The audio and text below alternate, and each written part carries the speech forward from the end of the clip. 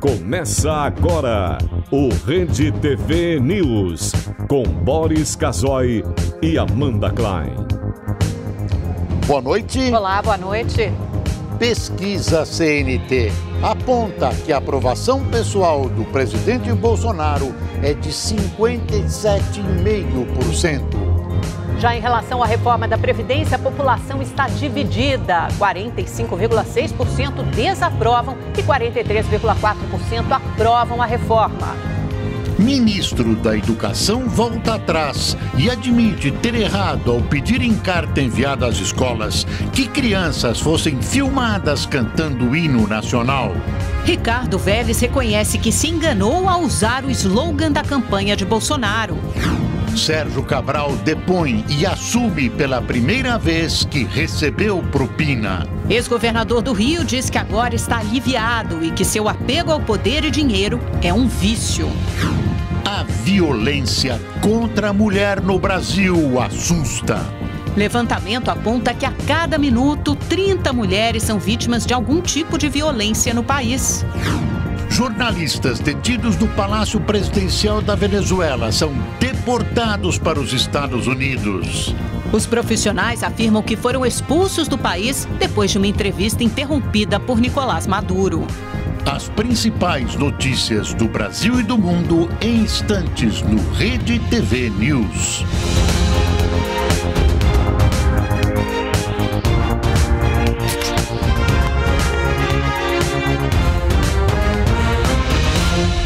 O presidente Jair Bolsonaro está reunido neste momento com líderes partidários do Palácio da Alvorada. O presidente busca apoio para aprovar a reforma da Previdência. A repórter Caroline Aguiar acompanha a reunião e traz mais informações. Boa noite, Carol.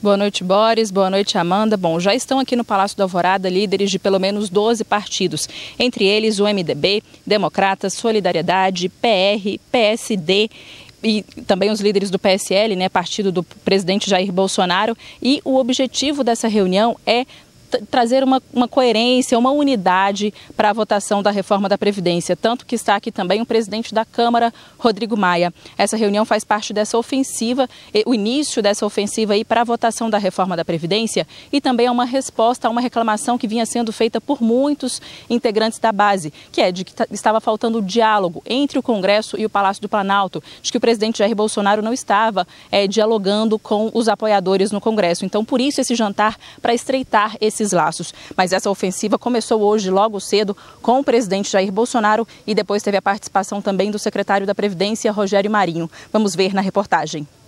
O presidente não estava em Brasília, mas mesmo assim pediu ajuda. Ao participar da posse da nova diretoria da Itaipu, Jair Bolsonaro recorreu ao patriotismo para pedir apoio à reforma da Previdência. Nós contamos com o patriotismo e com o entendimento do parlamento para que nós possamos, de fato, uma reforma da Previdência, porque, caso contrário, economicamente, o Brasil é um país fadado ao insucesso. Enquanto isso, o secretário da Previdência, Rogério Marinho, fazia uma peregrinação para esclarecer dúvidas sobre o texto apresentado na semana passada.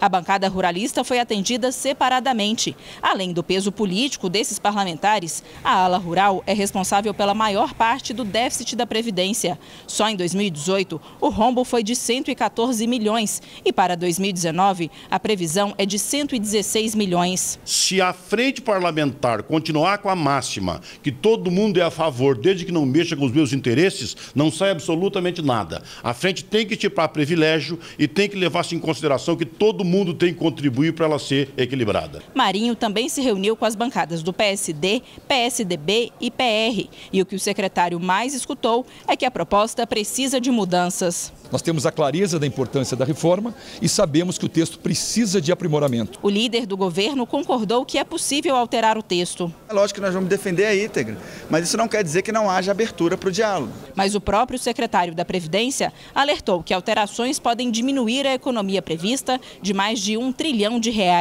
Qualquer modificação tem impacto fiscal e, por via de consequência, tem alguma situação que pode significar que menos recursos serão disponibilizados no futuro. Os pontos mais questionados por todas as bancadas são as regras de aposentadoria rural e de professores e também a redução do BPC, o benefício de prestação continuada, que é pago a idosos carentes e foi reduzido de um salário mínimo para R$ 400 aos 60 anos. Além de questionamentos ao texto, o governo também vem enfrentando reclamações de falta de diálogo com a base. Se há algumas mudanças sendo feitas agora, é muito fruto da opção que o governo fez em não dialogar antes do envio do projeto com as bancadas que estão dispostas a aprovar a reforma. A proposta da reforma da Previdência prevê regras específicas para os servidores públicos e mais particularidades ainda para professores e parlamentares. Você vai saber mais sobre essas mudanças na última reportagem da nossa série sobre a reforma. São 32 anos como professora do ensino fundamental em escolas públicas de Osasco, na Grande São Paulo. A Márcia está com 52 anos de idade e, pelas regras atuais, já poderia se aposentar. Mesmo assim, se preocupa com o futuro dos colegas, caso a reforma da Previdência seja aprovada. Por conta dos salários que são mais baixos, esse professor ele acaba tendo dupla, tripla jornada dando aula. Então, essa jornada que esse atual governo federal quer propor para o magistério, aos professores de modo geral, ela é danosa. Atualmente, não há idade mínima para a aposentadoria dos professores da rede privada. Somente a exigência de 25 anos de contribuição para mulheres e 30 para homens. Na rede pública, elas precisam ter, no mínimo, 50 anos de idade e eles 55. A ideia da reforma é unificar as regras e fixar a idade mínima em 60 anos com 30 de contribuição. Os servidores terão ainda que ter 10 anos de atuação no serviço público e 5 no cargo. A proposta que está em discussão no Congresso também mexe no bolso dos políticos. Isso porque o texto acaba com a aposentadoria especial dos parlamentares. O teto, que hoje pode chegar ao salário integral de aproximadamente R$ 33 mil, será limitado ao do INSS, que é de cerca de R$ 5.900. Hoje, para solicitar a aposentadoria, os deputados federais e senadores precisam ter 60 anos de idade e 35 de contribuição. E para que o benefício seja integral, esses 35 anos precisam ser de atuação parlamentar. A ideia da reforma é que os parlamentares sejam incluídos na regra geral, a mesma proposta para os trabalhadores da iniciativa privada, ou seja, 62 anos de idade mínima para mulheres, 65 para homens, com contribuição de pelo menos 20. Acaba com esse paradigma de que o parlamentar recebia uma aposentadoria diferenciada. Então, eu acho que é o melhor critério, já deveria ter acontecido há mais tempo. Mas, mesmo em caso de aprovação, essas regras só vão valer para os eleitos nas próximas eleições. Os futuros parlamentares que estão chegando, depois da reforma, eles vão ter que fazer uma avaliação. Porque alguns já são servidores públicos, outros são policiais, outros são membros das Forças Armadas, outros são empresários, entendeu? Então, cada um vai fazer a opção se quer manter o seu regime anterior ou se quer migrar para o novo regime. Em relação aos demais servidores públicos, a proposta do governo também é bem parecida com a regra geral. Eles deverão completar a idade mínima de 62 anos para mulheres e 65 para homens, mas com 25 anos trabalhados, sendo 10 anos no serviço público e 5 no cargo. Muita gente fazia carreira na iniciativa privada, aí quando estava próximo da idade de aposentadoria do serviço público, prestava concurso. E aí acabava se enquadrando dentro de um cenário de servidor público, trabalhava poucos anos e se aposentava como servidor público. Muitas vezes conseguiam até, em casos de professor, muitas vezes conseguiam até 2 aposentadorias. Então, aposentadoria do Estado e aposentadoria do município. Hoje isso não vai mais ser possível.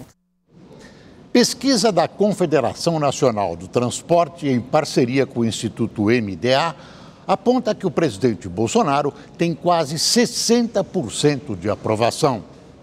Às vésperas de completar 2 meses no poder, Jair Bolsonaro tem uma avaliação positiva de 57,5%. Pouco mais de 28% desaprovam o presidente e cerca de 14% não sabem ou não responderam. Entre os 2.002 entrevistados, quase 39% avaliaram o governo como ótimo ou bom, 29% como regular e 19% avaliam como ruim ou péssimo. A população se divide em relação à reforma da Previdência. 45,6% desaprovam a proposta e 43,4% aprovam o projeto. 11% não sabem ou não quiseram responder. A pesquisa também aponta expectativas quanto à melhoria de vida. No tópico emprego, cerca de 51% acreditam que a situação vai melhorar, 28% creem que vai ficar igual e 17% que vai piorar. A margem de erro da pesquisa é de 2,2 pontos percentuais para mais ou para menos e o nível de confiança é de 95%. É muito cedo para fazer qualquer avaliação de verdade sobre o presidente Bolsonaro e seu governo. 60 dias são insuficientes, ainda mais com 17 deles passados no hospital. As respostas à pesquisa sobre a reforma da Previdência indicam a necessidade de uma ampla campanha de esclarecimento da população. Na verdade, nem boa parte dos deputados e senadores conseguiram entender o projeto. A Comissão de Assuntos Econômicos do Senado, a CAI, aprovou a indicação do economista Roberto Oliveira de Campos Neto, neto do falecido ministro Roberto Campos, para a presidência do Banco Central. Para assumir o cargo, ele ainda precisa ter o nome votado em plenário. Foram quase 5 horas de sabatina. Roberto de Oliveira Campos Neto defendeu a autonomia do Banco Central e a redução do Estado. O economista ainda afirmou que o sistema bancário brasileiro é competitivo. Bruno Serra e João Manuel do Pinho Melo também tiveram o nome aprovado para a diretoria do banco e Flávia Martins Perlingeiro para a Comissão de Valores Mobiliários. Empréstimos feitos no governo petista pelo Banco Nacional de Desenvolvimento Econômico e Social, o BNDES, voltaram a ser investigados por uma CPI na Câmara dos Deputados. A comissão irá avaliar a movimentação entre 2003 e 2015. O grupo terá 120 dias para concluir os trabalhos. Em 2015, uma outra CPI investigou as irregularidades. A comissão acabou encerrada sem pedidos de indiciamento. O ministro da Educação, Ricardo Vélez, admitiu ter errado ao pedir que crianças fossem filmadas cantando o hino nacional das escolas, isso sem autorização dos pais. A retratação veio antes da participação de Vélez na Comissão de Educação do Senado. A recomendação havia sido enviada por e-mail às instituições de ensino. 2 pontos levantaram polêmica: o uso do slogan de campanha de Jair Bolsonaro, Brasil acima de tudo, Deus acima de todos, e o pedido de gravação dos alunos cantando o hino nacional. Agora um novo texto será enviado. Nele, o ministro torna voluntária a execução do hino nacional. E aos diretores que atenderem ao pedido, há uma solicitação para que um representante da escola filme com aparelho celular trechos curtos da leitura da carta e da execução do hino. Tudo deverá ser feito com a autorização prévia da pessoa filmada ou do responsável. E o slogan da campanha de Jair Bolsonaro foi retirado. A Procuradoria Federal deu 24 horas para o ministro explicar o pedido de filmagem das crianças cantando o hino. Durante a Comissão de Educação do Senado, Ricardo Vélez foi questionado sobre a mensagem. Filmar as crianças é ilegal. Inclusive o ECA estabelece isso. Criança e adolescente tem que ter autorização dos pais para que essa gravação possa acontecer. Slogan de campanha. Slogan de campanha foi um erro. Já tirei, reconheci. Foi um engano. Bem, um engano, tirei imediatamente. E quanto à filmagem, só será divulgada com autorização da família. Cantar o hino nacional nas escolas é obrigatório uma vez por semana. Está previsto em lei. Filmar crianças sem autorização é proibido pelo Estatuto da Criança e do Adolescente. Ainda bem que o ministro recuou. Esses erros mostram que essa tal carta foi feita nas coxas. Enfiar o slogan de campanha do presidente na carta é uma imensa bobagem, inclusive de caráter político. Mais que a lembrança de um equívoco, incorpora-se ao anedotário político nacional. Isso é uma vergüenza. Metalúrgicos da Ford decidiram hoje em assembleia manter a greve por tempo indeterminado. A decisão vem dias após o anúncio de fechamento da fábrica no ABC Paulista. Os trabalhadores se reuniram nesta manhã. O ato é um protesto contra o fechamento da fábrica em São Bernardo do Campo, anunciado no último dia 19, e que vai afetar milhares de empregos diretos e indiretos. Em nota, o Sindicato dos Metalúrgicos diz que conseguiu uma reunião com representantes da Ford nos Estados Unidos. O encontro deve acontecer no dia 7 de março em Detroit, onde fica a sede da montadora. Na semana passada, o governador de São Paulo, João Dória, anunciou que o governo buscaria empresários interessados em adquirir a fábrica de São Bernardo do Campo. Posso antecipar a vocês que já recebemos 3 consultas de fabricantes de caminhões e automóveis e que, oportunamente, após a evolução desses entendimentos, nós tornaremos público estas intenções. 3 empresas destas, 2 multinacionais e uma empresa brasileira. Os acionistas da Embraer aprovaram um acordo bilionário com a gigante Boeing em uma assembleia extraordinária realizada hoje. Pelo acordo, as companhias aéreas vão criar uma empresa que cuidará apenas dos negócios que envolvem os aviões comerciais da Embraer. A parceria, avaliada em mais de 5 bilhões de dólares, prevê ainda a criação de uma joint venture, em que a empresa brasileira ficará com 51% das ações. Tanto a americana quanto a brasileira farão contribuições em dinheiro e em ativos para esta nova sociedade. A Boeing é a principal fabricante de aviões comerciais para voos longos do mundo.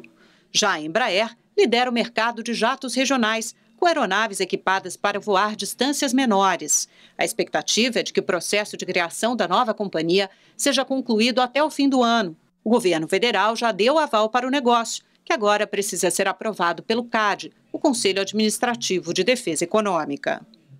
Com mais um corpo encontrado, subiu para 180 o número de mortes confirmadas na tragédia provocada pelo rompimento da barragem da Vale, em Brumadinho, Minas Gerais. Ainda sobre o desastre, um gerente da mineradora, que está preso, teria denunciado que a cúpula da empresa, a diretoria, sabia dos problemas de instabilidade na mina de Brumadinho.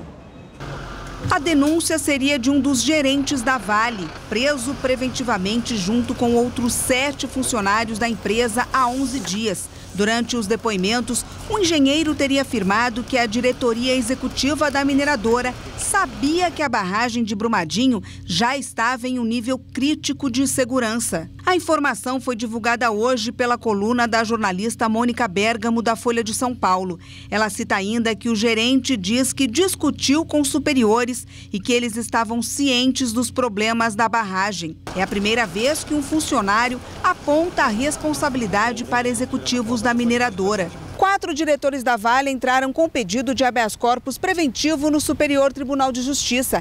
Eles tentam evitar a prisão caso ela seja pedida pelas autoridades que investigam o crime em Brumadinho. Em nota, a mineradora se defendeu, afirmando que a diretoria jurídica da Vale esclarece que não existe nos depoimentos dos gerentes da companhia nenhuma referência a decréscimo de segurança na barragem 1 da mina do Córrego do Feijão. A resposta ainda diz que também não há declarações que a diretoria executiva da empresa tivesse recebido informações sugerindo riscos iminentes na estrutura. A tragédia deixou até o momento 180 mortos e outras 130 pessoas seguem desaparecidas. Nesta segunda, a Justiça de Minas negou o pedido da mineradora para retomar as atividades em 11 barragens que estão interditadas pelo Ministério Público na Grande Belo Horizonte.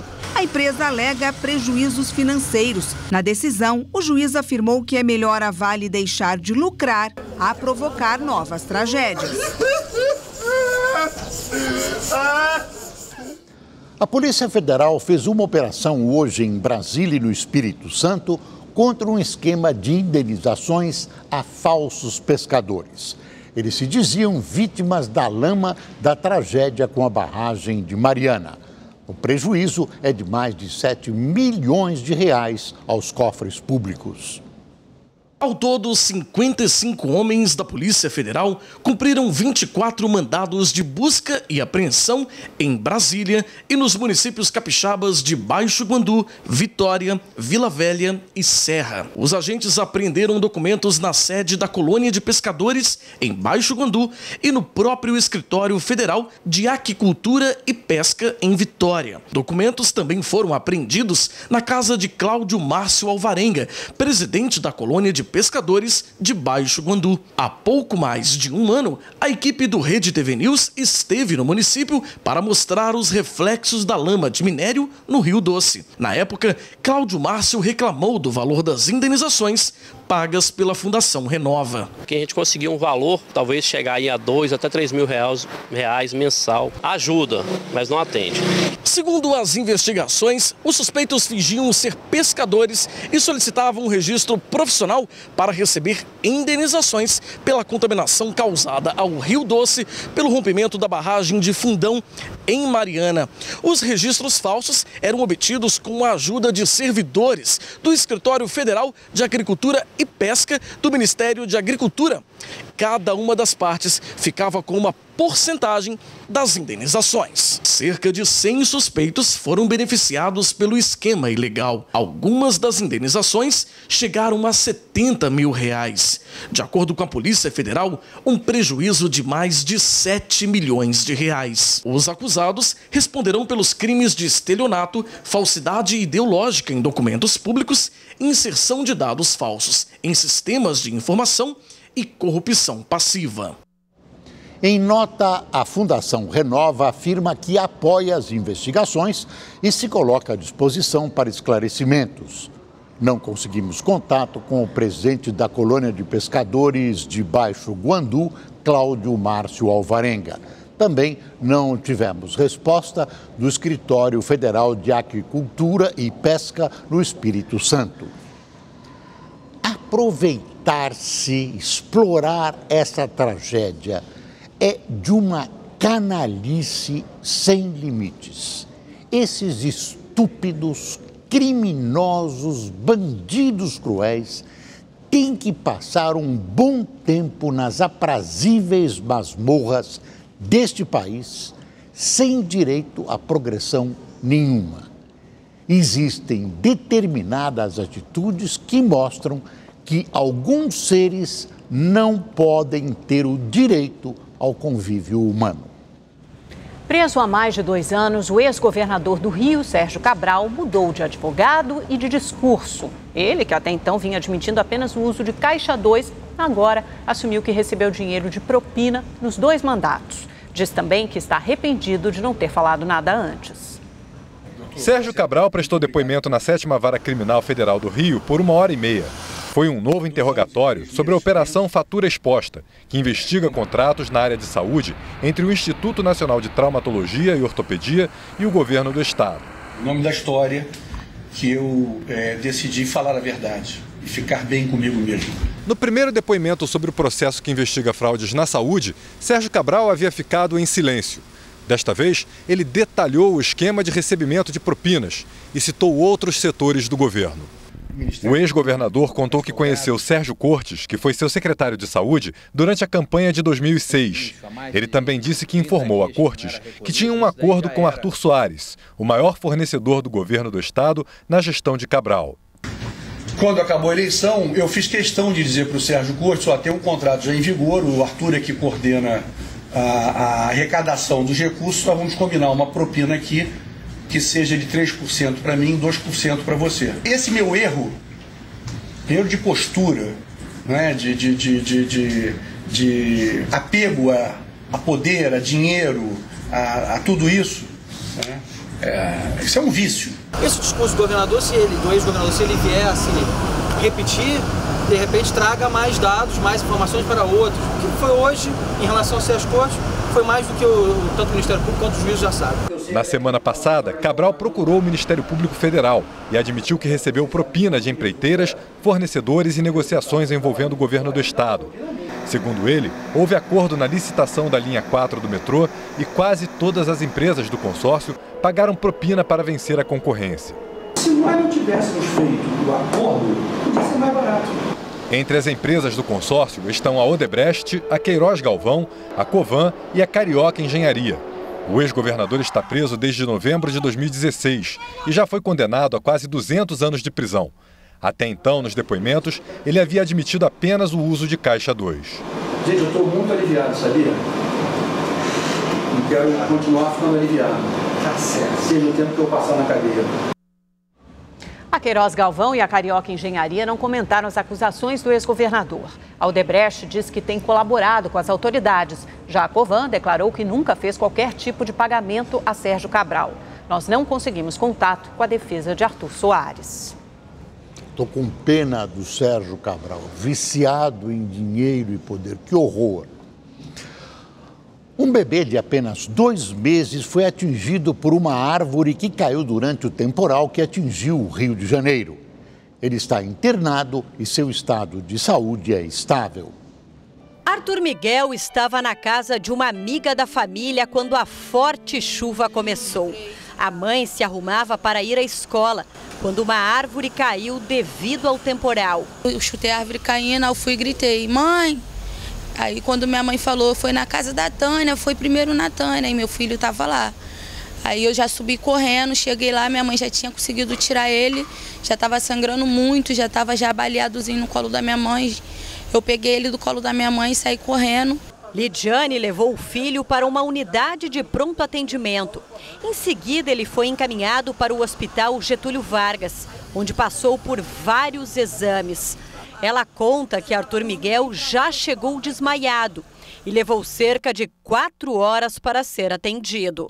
Ficaram tratando a gente muito mal lá em cima porque ele estava com 2 pessoas lá baleadas e falou que a gente tinha que esperar porque o caso do meu filho não era de emergência e meu filho já quase morto no meu colo. Era para elas retirar meu filho daqui, voltar para a UPA e da UPA regularizar para outro hospital porque aqui meu filho não iria ser atendido. Após o atendimento, o pequeno Arthur Miguel passou por uma cirurgia por conta de um coágulo na cabeça.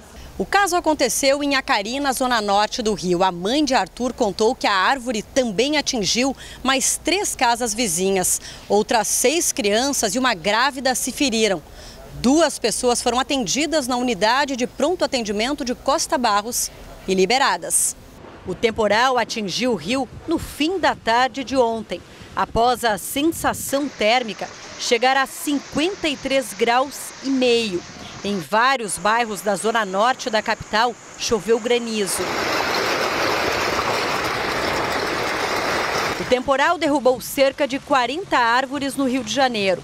O município entrou em estágio de atenção e a Defesa Civil atendeu 32 ocorrências. Questionada sobre a demora no atendimento ao menino Arthur, a direção do Hospital Getúlio Vargas disse em nota que a tomografia foi realizada às 20 horas e 30 minutos, menos de 1 hora depois de o menino Arthur dar entrada no hospital. Bom, vamos saber então como é que fica a previsão do tempo para amanhã em todo o Brasil com a Gabriela de França. Oi, Gabi, boa noite. A gente viu que o Rio de Janeiro tem sido castigado aí por esses fortes temporais. Como é que fica o tempo amanhã? Olha, tem mais chuva à vista, viu, Amanda? Boa noite para você, para o Boris, ótima noite para você aí de casa. A gente ainda tem previsão de chuva nos próximos dias aí na capital fluminense. A temperatura também vai caindo aos poucos e a chuva deve ser forte, especialmente na sexta-feira. Agora, gente, não foi só no Rio de Janeiro que a gente teve bastante chuva e que ela causou estragos, não, viu? A gente vai ver imagens aí, olha, em Goiás, em Pirinópolis, choveu tanto que cadeiras e mesas foram arrastadas pela enxurrada. Agora, em São Paulo, a chuva não parou, choveu durante toda a madrugada, a cidade de São Paulo amanheceu em estado de atenção, foram mais de 3.000 raios em poucas horas. O aeroporto de Guarulhos, aí por conta do mau tempo, ficou fechado durante toda a noite, voos foram desviados para outros aeroportos, outros cancelados e muitos passageiros passaram a noite no saguão do aeroporto. Olha, um verdadeiro caos em toda a cidade de São Paulo, muitas árvores caíram na Grande São Paulo, por isso a gente vai conversar agora com Ed Polo, que está lá em Alphaville, no município de Barueri, e tem mais informações, né, Ed? Qual que é a situação por aí nesse momento? Boa noite. Olha, a motosserra aqui está trabalhando a todo vapor. Nós estamos na Alameda Xingu, aqui no município de Barueri, no bairro de Alphaville, como você falou, que é uma árvore gigantesca. Olha o tamanho dessa árvore que caiu em cima de 4 carros. O trabalho aqui é incessante. Esta árvore caiu por volta do meio-dia e até agora ela não conseguiu ser retirada daqui. toda a região está sem luz em função desse trabalho. Eu vou pedir para o Maurício, inclusive, mostrar aqui o Marcelo, mostrar o trabalho aqui dos funcionários da prefeitura, porque olha os carros como é que ficaram. Essa situação realmente praticamente dominou hoje a Grande São Paulo. Os bombeiros receberam mais de 700 chamadas para quedas de árvores na capital e Grande São Paulo. Foram ventos que chegaram a mais de 80 km por hora. Na Marginal Tietê, por exemplo, uma das principais vias da cidade, uma árvore caiu na pista local e interditou o trânsito na altura da ponte Júlio Mesquita, sentido Ayrton Senna. Na Alameda Santos, região dos Jardins, uma imagem impressionante. Enquanto a gente mostra aqui, olha só o que aconteceu, flagrante da queda de uma árvore em cima de um carro que passava pelo local.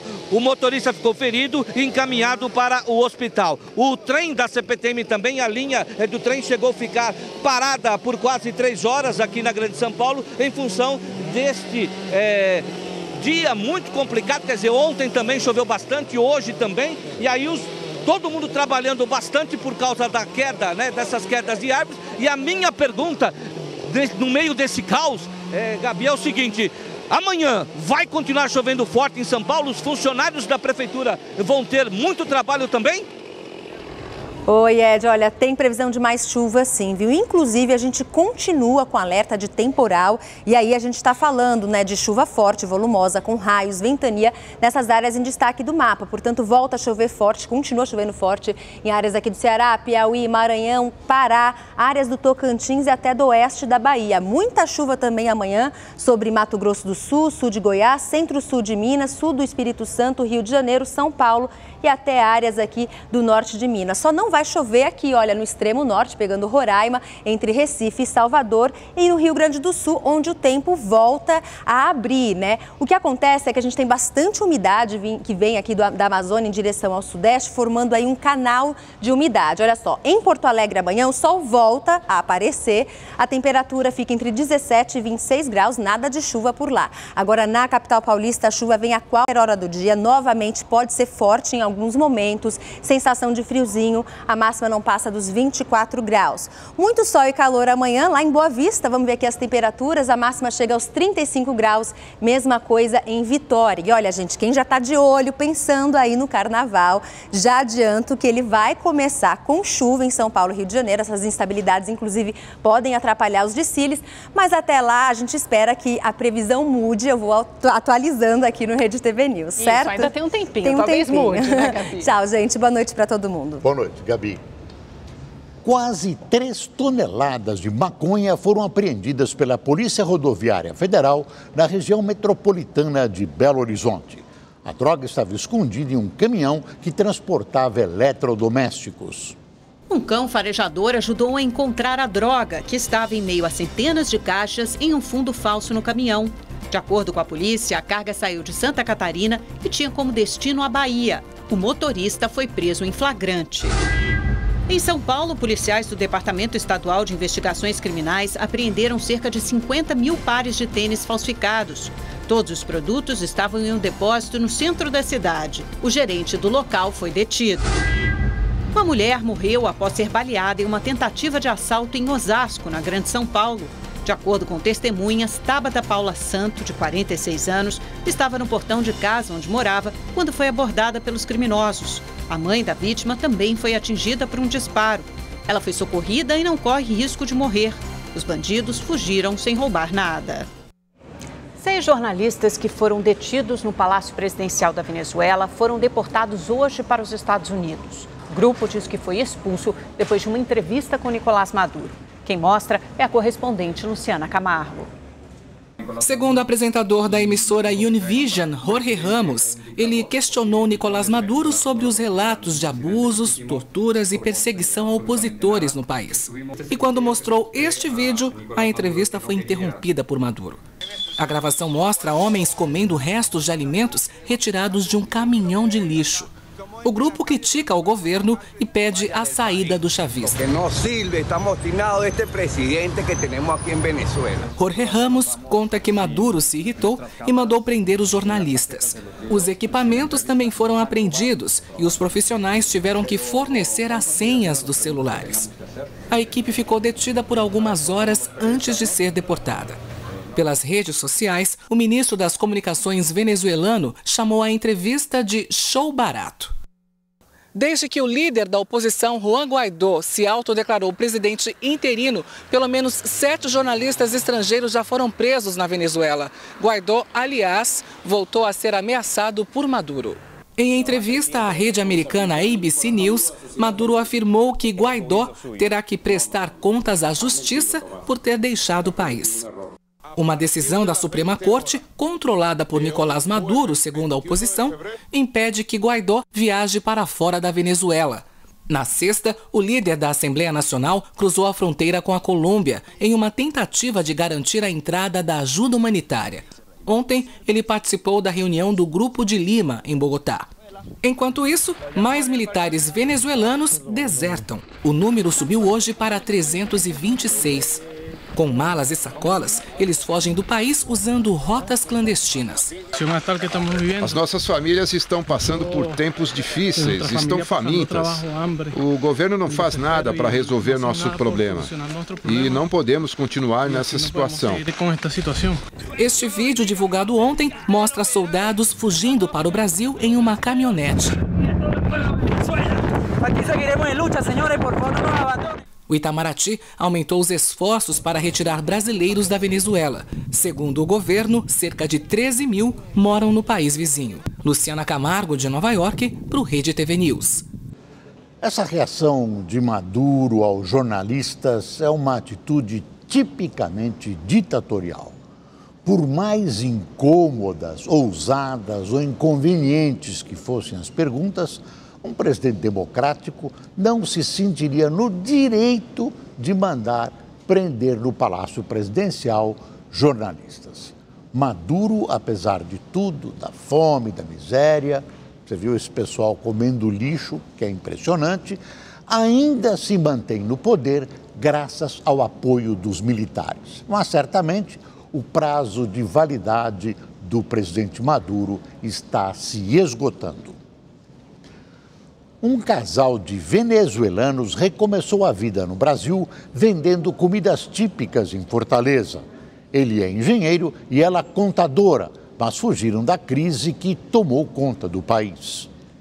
Christian e Nathalie estão no Brasil há 2 anos. No meio da crise venezuelana, deixaram família, amigos e vieram diretamente para Fortaleza. Aqui no Ceará, o casal montou um food truck de comidas típicas da Venezuela. O Brasil não recebeu muito bem, a gente tem nosso empreendimento e a gente vai tentar surgir com ele. Insegurança, falta de comida, de água, de medicamentos, salários muito baixos. O que milhares de venezuelanos estão vivendo agora é o que fez o casal deixar o país e tentar uma nova vida aqui no Brasil. Além do caos financeiro, a crise política também pesou na decisão. É uma ditadura, porque eles têm persecução para as pessoas que pensem diferente, para as pessoas que falem mal do governo. Christian é engenheiro de produção, Nathalie é contadora. Na Venezuela, mesmo formados, ganhavam o salário mínimo, o equivalente a R$14 por mês. É terrível. Eu falo inglês, falo espanhol e falo mais ou menos português. E a gente não conseguia um emprego que não fosse de salário mínimo. Os irmãos de Christian também deixaram o país. Um foi para os Estados Unidos, a outra para o Canadá. Mas o pai continua na Venezuela. Seu Martim tem uma loja de eletrodomésticos em Porto Ordaz, a 600 quilômetros da capital Caracas, e não quer deixar o país. Aqui, Christian e a esposa têm que conviver com as notícias e as imagens que vêm de lá, como a dos caminhões da ajuda internacional queimados na fronteira. É terrível porque muitas pessoas precisavam das medicinas do alimento. Tem pessoas morrendo de fome, assim, desnutridos, crianças. e a gente não acredita que um pessoal seja tão ruim. Para quem apoia o regime Maduro, eles têm uma mensagem. Se você quer saber a verdade é falando com as pessoas que moram lá, que viveram como era a Venezuela antes, como é a Venezuela agora e como foi esse câmbio com o socialismo. A gente já viveu isso, a gente tem familiares lá, a gente sabe o que o pessoal padece. Brasileiros denunciam que estão sendo alvo de ataques na Irlanda. Em um dos casos recentes, um grupo foi atacado enquanto fazia entregas. Quem mostra é a correspondente Érica Abril. O vídeo mostra vários homens no meio da rua. Eles xingam brasileiros e destroem bicicletas usadas por eles para trabalhar.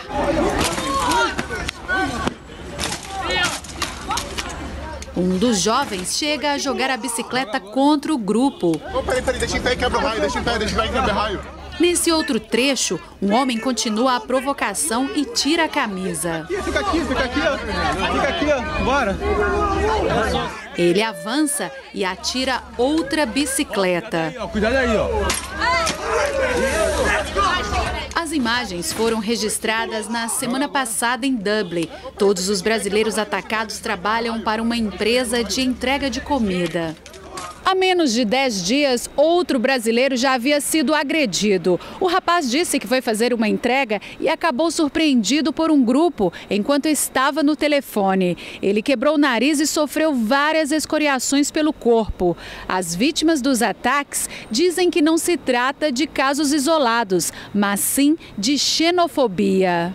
Mais de 100 funcionários se reuniram na sede da empresa Deliveroo para pedir providências. Em entrevista à mídia local, brasileiros que não quiseram se identificar disseram ter medo. Eles não querem a comida, a bolsa ou o celular. Eles querem brigar. Eu estava tentando conversar com os garotos e eles jogaram as bicicletas contra a gente. Eu estava na frente para ter certeza que nada iria acontecer, mas eles queriam brigar. Um porta-voz da Deliveroo disse que a empresa está em contato com a polícia e planeja realizar uma reunião de segurança ainda nesta semana para resolver o caso. Érica Abreu de Londres para o Rede TV News. A cada minuto, 30 mulheres são vítimas de algum tipo de violência aqui no Brasil. É o que mostra um levantamento do Datafolha feito a pedido do Fórum Brasileiro de Segurança Pública. Ele me deu tapa na cara, me xingou de vagabunda. Eu que estava com a minha filha no colo, daí eu fui saindo com ela e ele continuou batendo, dando tapas em mim. Essa mulher é só uma das 16 milhões que já sofreram algum tipo de violência no último ano. 76% das mulheres disseram que conheciam o agressor. E a maioria dos casos aconteceu dentro de casa, padrão que tem se repetido se comparado aos últimos levantamentos. E o que ainda chama atenção é que quase 24% dos agressores eram namorados ou maridos das vítimas. Foi assim com Marlene. Ela passou 21 anos sendo agredida não só fisicamente, como sexualmente e psicologicamente. Por medo, dependência financeira e por ter 2 filhos, se calou. Até que em 2002 teve coragem de se separar e denunciar o ex-marido. Fisicamente ele me agrediu 2 vezes. Eu estava grávida do meu filho de 7 meses. Um dia ele bateu em mim. E depois, meu filho já com 12 anos, ele jogou uma mesa de café da manhã em cima de mim. Onde veio café quente, leite quente, maionese, manteiga, frios, pão, veio tudo em cima de mim. Era uma mesa redonda, ele jogou em cima de mim. E naquele dia eu liguei na DDM e perguntei se isso era a violência doméstica. Foi quando a delegada conversou comigo e me explicou que sim, era violência doméstica e eu deveria denunciar. Situações que muitas vezes são presenciadas por alguém de fora do relacionamento. De acordo com o levantamento, pelo menos 59% da população afirmaram que viram alguma mulher sendo agredida no último ano. Por isso, é preciso deixar de lado aquela velha história de que em briga de marido e mulher não se mete a colher. Casos como o de Elaine Caparrós, a paisagista agredida no Rio de Janeiro, mostram que é preciso intervir em situações de violência. E muitos casos nem chegam à delegacia. Isso porque mais da metade das mulheres agredidas não denunciou o agressor ou procurou ajuda. A questão não é julgar essa mulher, porque quando a gente vê que a maioria dos agressores são pessoas conhecidas dessa mulher e a maioria dessas agressões, as mais graves, acontecem dentro de casa, a gente olha a dificuldade que essa mulher tem em poder fazer uma denúncia. Então a gente tem que melhorar o atendimento a essa mulher através de políticas públicas adequadas. A polícia do Ceará prendeu um dos homens mais procurados do estado. Ele é acusado de assassinar a ex-namorada, crime que aconteceu há pouco mais de um ano em Fortaleza. Assim que soube da prisão, Dona Rose, a mãe de Stephanie Brito, correu para a divisão de homicídios. Emocionada, ela comemorou o fim de uma agonia. Estou explodindo de felicidade por ter visto a foto desse indivíduo ajoelhado no chão, algemado, e vai ser condenado pela morte da minha filha. Com certeza. Francisco Alberto, ex-namorado de Stephanie, vivia nesta casa na cidade de Mãe do Rio, a 200 quilômetros de Belém, no Pará. Ele ainda tentou fugir, mas foi preso por uma força-tarefa da polícia cearense. Francisco Alberto Nobre Calixto Filho, foragido desde 5 de janeiro de 2018, estava na lista dos homens mais procurados pela polícia do Ceará. No momento da prisão, no Pará, ele confessou o crime. Ele informa as nossas equipes que efetivamente cometeu esse crime, e que foi motivado por ciúme. Stephanie Brito foi assassinada a pauladas na periferia de Fortaleza em 1º de janeiro de 2018. Essas imagens mostram o ex-namorado em uma moto levando o corpo de Stephanie para a beira de uma lagoa, onde ela foi encontrada. 4 dias depois ele fugiu e só foi preso agora. A gente ainda tem muita batalha pela frente. Ele foi preso só. Ele foi preso. Mas ainda tem a justiça para julgá-lo. A Justiça do Rio de Janeiro aceitou agora à noite a denúncia do Ministério Público e decretou a prisão preventiva do lutador de jiu-jitsu Vinícius Batista Serra. Ele está internado em um hospital prisional. Vinícius é acusado de tentar matar a paisagista Elaine Pérez no último dia 16 de fevereiro, na Barra da Tijuca, na zona oeste do Rio. O crime aconteceu dentro do apartamento da vítima após ela marcar um encontro com Vinícius pelas redes sociais. O empresário foi preso no Rio de Janeiro por assediar 2 mulheres em um bar no Leblon, bairro nobre da Zona Sul Carioca. As imagens do circuito de segurança do bar mostram quando Elias Mota de Oliveira, de 28 anos, é jogado e agredido por clientes. Em outra câmera, é possível ver quando a confusão começa e as pessoas tentam se proteger da briga.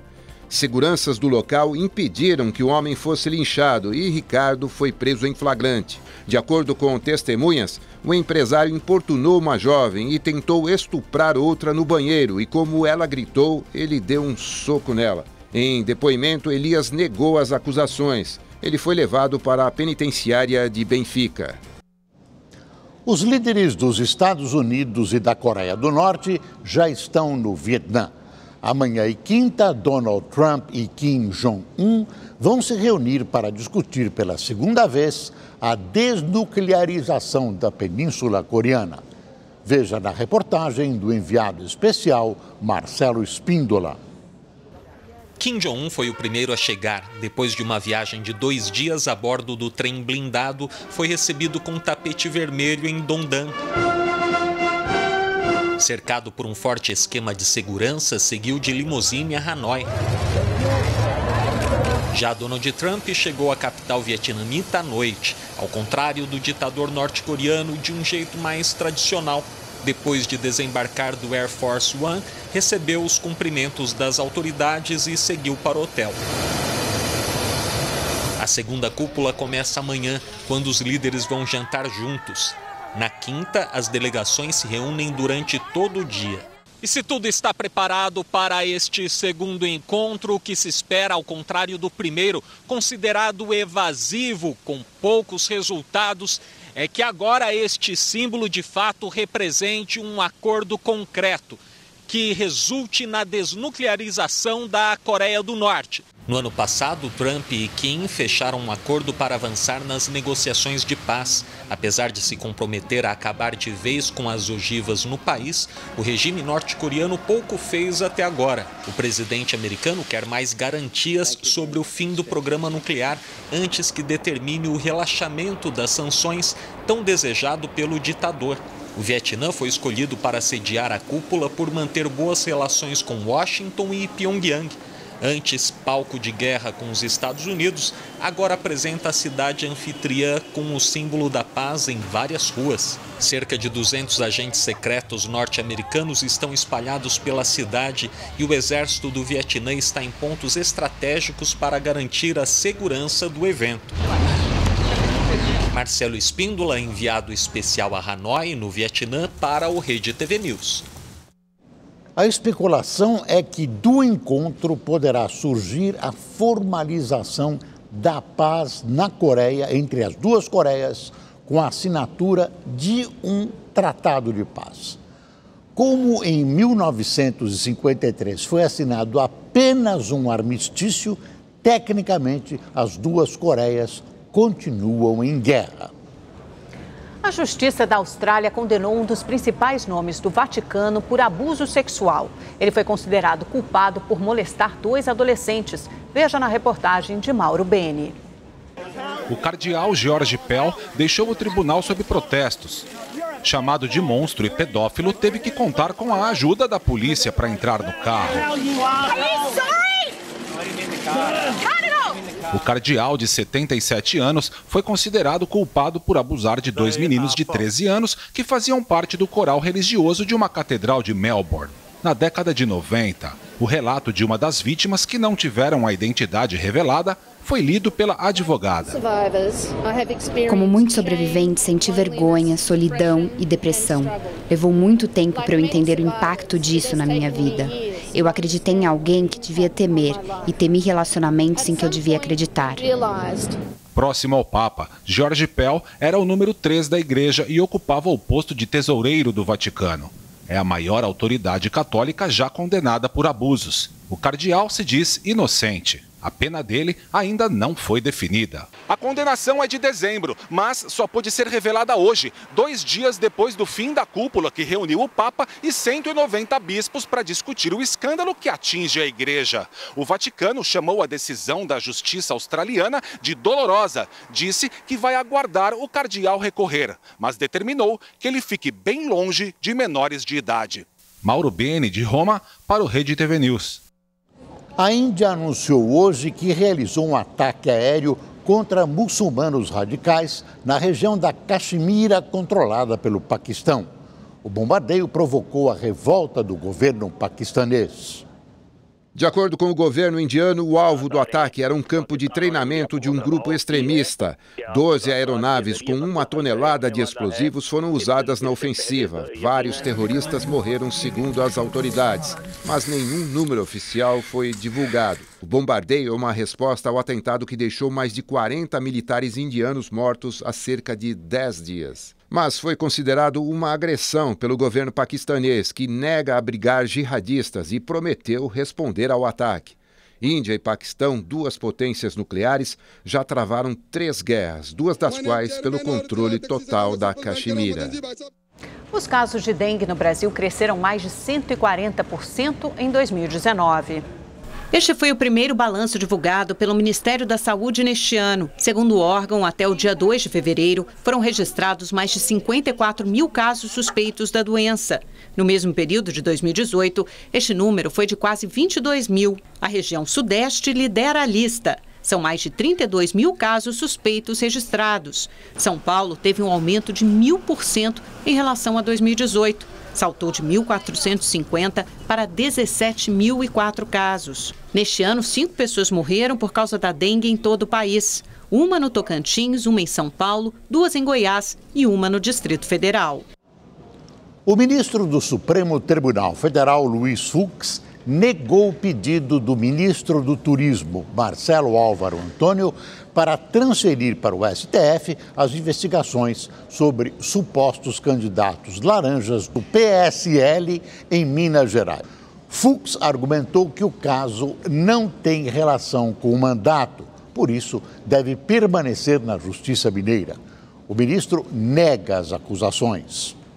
Olha só que notícia boa. Amanhã é dia de Corinthians na tela da Rede TV. O duelo contra o Racing na Argentina não será nada fácil. O Corinthians desembarcou em Buenos Aires com duas certezas. O jogo contra o Racing será o mais importante da temporada. A outra é que o favoritismo está com os adversários. O favoritismo é todo deles. E jogando diante da sua torcida, mas a gente sabe que a gente vem para fazer um grande jogo, uma grande exibição e, se possível, que a gente consiga essa vitória e a classificação. Para garantir a classificação, o Corinthians não perdeu tempo. Treinou esta tarde no estádio do Independiente, em Avellaneda. Depois, o clube partiu para o reconhecimento de gramado, no estádio Presidente Perón. Para avançar para a segunda fase da Copa Sul-Americana, o Corinthians precisa vencer do Racing por qualquer placar ou empatar por 2 ou mais gols de diferença. O problema é que os argentinos vivem uma ótima fase. Das últimas 20 partidas, perderam apenas 2. A gente sabe que a gente precisa atacar, mas a gente sabe que tem que ter muito respeito pela equipe do Racing, que é uma equipe muito qualificada. A gente sabe dos cuidados que precisa ter. E não esqueça, esse duelo será transmitido com exclusividade pela Rede TV, amanhã a partir das 9h30 da noite. Luciana Tadeu, de Avellaneda, na Grande Buenos Aires, para o Rede TV News. Morreu aos 71 anos o músico e compositor Tavito de Mello. É dele uma série de canções que se tornaram sucessos da MPB, como Casa no Campo.